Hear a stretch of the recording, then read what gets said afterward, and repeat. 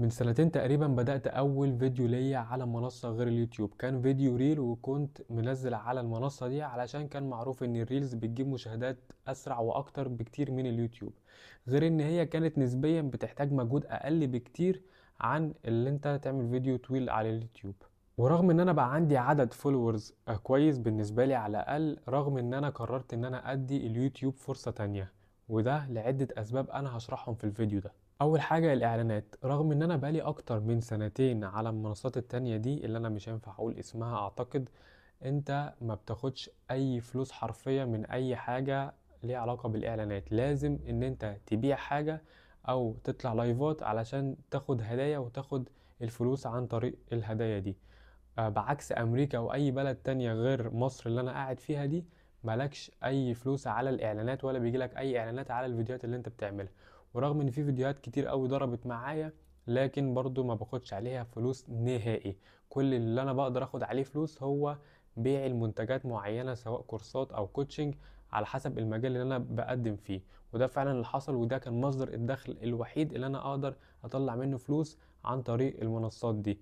بعكس اليوتيوب، هو ممكن يقدرك انت تقدر تعمل مصدر الدخل بتاعك من الكوتشنج او الكورسات، او لو هتبيع حاجة معينة على حسب مجالك.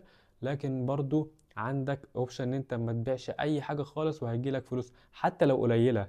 من الاعلانات بتاعت اليوتيوب انا بسمع ان هي الاعلانات قليلة قوي على اليوتيوب وارباحها قليلة جدا في الوطن العربي، لكن على الاقل في تقدير للمجهود ولو حتى بسيط جدا على التعب اللي انت بتتعبه في الفيديوهات دي. تاني حاجة مدة الفيديو. في الريلز انت المفروض الطبيعي ان انت ما تزودش الفيديو من 30 ل 60 ثانية علشان تكبر احتمالية ان الفيديو يضرب منك ويجيب لك مشاهدات كتير.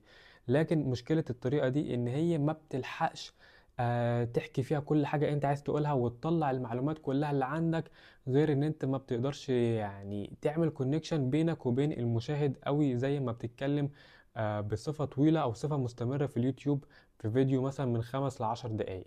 ده الموضوع بيفرق بطريقة كبيرة انت مش هتقدر تتخيلها. انت ما بتلحقش تتعلق بالشخص اللي انت بتتفرج عليه ده، عشان كده بيبقى مشكلة ان انت بتحاول تعمل زي كونكشن او بتعمل زي رابط بينك وبين المشاهد. ما بتلحقش تعمل كده لان هو مفيش 30 ثانية وبيعمل سكرول وبيخش على اللي بعدك وبينساك حرفيا. فمن الاخر اللي عايز اقول ان انت تبني علاقة مع المشاهد على الفيديوهات القصيرة اصعب بكتير جدا من ان انت تبنيها على فيديوهات اليوتيوب. رغم ان انت تعمل فيديو يوتيوب اصعب بكتير، لكن بيسهل لك ان انت الشخص اللي قدامك يفهمك، لان انت بيبقى عندك اريحية في الكلام بطريقة طويلة او بطريقة مستدامة علشان تعرف تغطي كل جوانب الحاجة اللي انت عايز تشرحها. تالت حاجة وهو الجمهور نفسه. جمهور اليوتيوب غير جمهور المنصات التانية تماما. يعني دايما اللي بيتفرج على اليوتيوب بيبقى عايز يتعلم حاجة فعلا، عايز يشوف حاجة فيديو يعرف منه قيمة حقيقية او يتعلم منه حاجة حقيقية تنفعه. لكن مش زي اللي بيخش على المنصات التانية عايز يشوف فيديو 30 ثانية او دقيقة يضحكه يعرف منه حاجة ويعمل سكرول على اللي بعده وبينساه. ده بيبقى حاجة تانية خالص. لكن بالعكس الجمهور بتاع اليوتيوب انت مش عايز تضيع وقتك، انت عايز تتعلم حاجة فعلا، عايز توصل لحاجة معينة. حتى لو بتشوف مثلا انبوكسنج لموبايل بيتفتح، عايز تشوف كل حاجة وعايز تعرف جوانب حاجة من كل النواحي.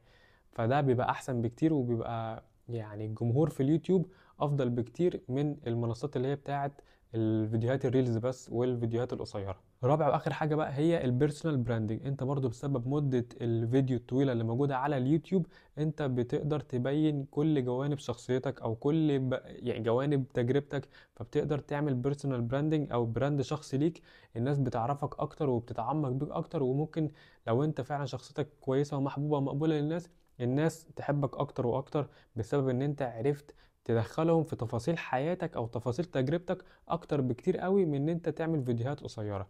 فده برضو بيفرق كتير قوي للناس اللي بتبقى عايزة تعمل براند شخصي ليها، وبتبقى هي البراند نفسها، وبتبقى عايزة يعني تعمل بيزنس على حساب البراند الشخصي ده او البيرسونال براندنج. فدايما برضو اليوتيوب احسن بكتير قوي في النقطة دي.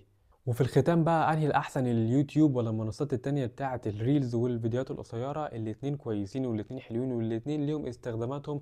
يعني في ناس ما بتعرفش تستريح غير في الريلز والفيديوهات القصيرة، وانا قعدت فترة فعلا حاسس ان انا مش هقدر اقدم اكتر من 60 ثانية او يعني دقيقة ونص بالكتير قوي.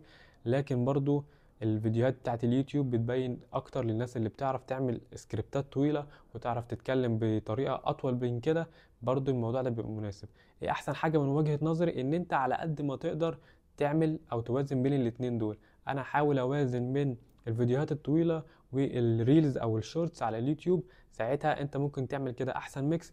اما تبقى عايز تعمل تجربة طويلة شوية تعملها فيديو على اليوتيوب، ولو في حاجة جت في دماغك انت عايز تعملها فيديو على السريع كده وانت في العربية وانت في البيت، دي يعني اكتر فيديوهات جابت معاه مشاهدات في الريلز.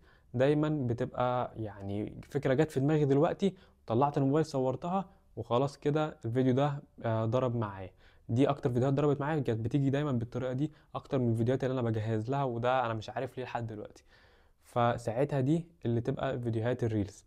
وفيديوهات اليوتيوب بقى دي بتبقى لازم حاجة انت مخطط لها، كاتب لها سكريبت، او بتعمل تجربة وبتوثقها اول باول. ساعتها خليها لليوتيوب احسن بكتير.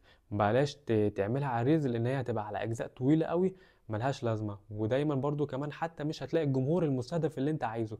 الجمهور اللي انت عايزه هتلاقيه على اليوتيوب، اللي بيبقى عايز تجربة حقيقية وعايز قيمة فعلية يوصل لها دايما بيخش على اليوتيوب. وانا حتى من الناس دي، دايما اي حاجة بحتاجها او اي قيمة محتاجها دايما بلاقيها على اليوتيوب. بس كده ده كان اول فيديو ليا على اليوتيوب، ودي كانت اسبابي ليه شايف اليوتيوب مفروض اديله فرصة تانية. انا ممكن مش احسن يوتيوبر دلوقتي، وطريقتي في الالقاء وكتابة السكريبت والفيديو اللي انا طلعته دلوقتي ده مش احسن حاجة. بس انا متأكد ان انا هقدر اتحسن على مدار الايام اللي جاية، فيديو ورا فيديو الموضوع هيبقى احسن بكتير. شكرا ليك ولاي حد شاف الفيديو ده.